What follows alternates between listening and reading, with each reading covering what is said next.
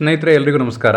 ಇವತ್ತಿನ ಸುದ್ದಿ, ಜಗತ್ತಿಗೆ ದೊಡ್ಡಣ್ಣ ಎಂದು ಕರೆಸಿಕೊಂಡಿರುವಂತಹ ಯುನೈಟೆಡ್ ಸ್ಟೇಟ್ ಆಫ್ ಅಮೆರಿಕದ ಅಧ್ಯಕ್ಷ ಡೊನಾಲ್ಡ್ ಟ್ರಂಪ್ ರವರು ಇಂಗ್ಲಿಷ್ ಭಾಷೆಯನ್ನು ದೇಶದ ರಾಷ್ಟ್ರೀಯ ಭಾಷೆಯನ್ನಾಗಿ ಘೋಷಿಸಿದ್ದಾರೆ.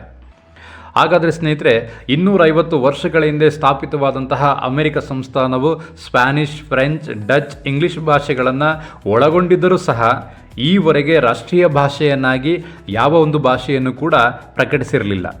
ಆದರೆ ಈ ಆದೇಶವು ದೇಶದಲ್ಲಿ ಏಕತೆಯನ್ನು ಮೂಡಿಸಲು ಹಾಗೂ ಸರ್ಕಾರದ ದಕ್ಷತೆಯನ್ನು ಪ್ರೋತ್ಸಾಹಿಸುವ ಸದುದ್ದೇಶವನ್ನು ಹೊಂದಿದೆ ಎಂದು ಶ್ವೇತಭವನ ತನ್ನ ಪ್ರಕಟಣೆಯಲ್ಲಿ ತಿಳಿಸಿದೆ. ಅದೂ ಅಲ್ಲದೆ ಅಮೆರಿಕ ಗಣರಾಜ್ಯ ಸ್ಥಾಪನೆ ಆದಾಗಿನಿಂದ ಇಂಗ್ಲಿಷ್ ಭಾಷೆಯನ್ನು ರಾಷ್ಟ್ರ ಭಾಷೆಯನ್ನಾಗಿ ಬಳಸುತ್ತಿದ್ದು, ಅಮೆರಿಕ ಐತಿಹಾಸಿಕ ಆಡಳಿತದ ದಾಖಲೆಗಳಾದ ಸ್ವಾತಂತ್ರ್ಯ ದೊರಕಿದ ಘೋಷಣೆ ಮತ್ತು ಸಂವಿಧಾನದ ಭಾಷೆಯು ಇಂಗ್ಲಿಷ್ ಆಗಿದೆ ಎಂದು ಶ್ವೇತಭವನ ತಿಳಿಸಿದೆ.